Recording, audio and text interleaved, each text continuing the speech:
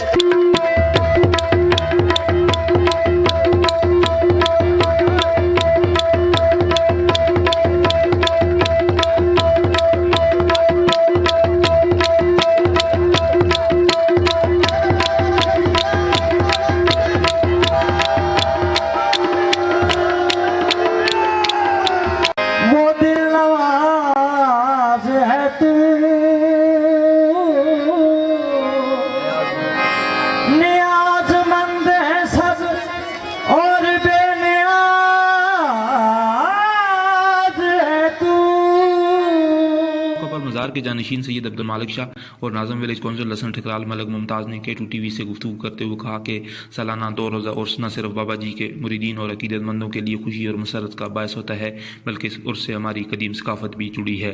उर्स के मौके पर न सिर्फ लसन ठकराल और पूरे ज़िला मानसरा बल्कि पाकिस्तान भर से लोग जमा होते हैं और बहुत सारी रूहानी परेशानियों से छुटकारा हासिल करने के लिए वसीला हासिल करते हैं। ਅਸੀਂ ਫਤਿਹ ਜੰਗ ਤੋਂ ਲੰਗਰ ਟੋਕ ਸ਼ਹੀਦਾਂ ਤੋਂ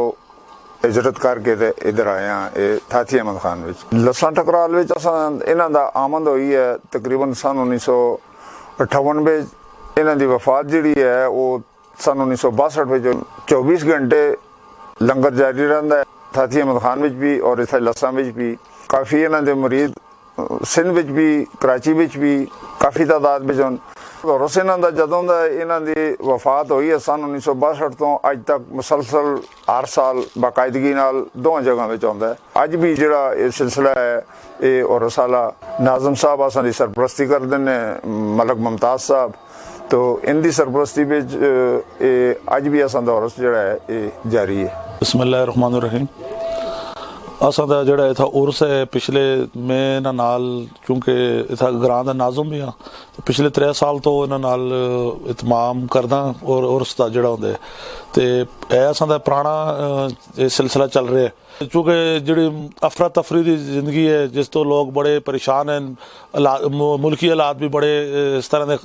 अच्छे नहीं और उन्हां तो भी लोग मायूस हैं और मौजूदा जिहड़ी हुकूमत उस तो भी मायूस हैं। महंगाई के तंग होए दे लोग हैं उन्हें थोड़ा जहा इतना आके एक एक्टिविटी मिल जुलती है, एक अपने आप को फ्रैशनेस उन्हें मिल जुलती है क्योंकि ये प्रोग्राम एक दिन का होंदा सा पहले, लेकिन पिछले 3 साल तो ये 2 दिन होंगे 4 और 5 मई को कोई आके अपने वास्ते दुआ कर देने था तो लोगों की मुरादा भी पूरी मुराद अल्लाह पाक पूरी कर दे, लेकिन उन्होंने अगर जेड़े अनबिया ने या बुजुर्गान हैं या जेड़े इतना मामलात होने वो इसी खातर होने कि उन्होंने असी वसीला ढूंढते हैं और इसी वसीले के थ्रू अल्लाह पाक असां दियां कमियां कोताहियां जिहड़ियां उन्होंने को माफ़ भी कर दे और पूरियां भी कर दे जिहड़ियां असां दियां ख्वाहिशात होंदियां।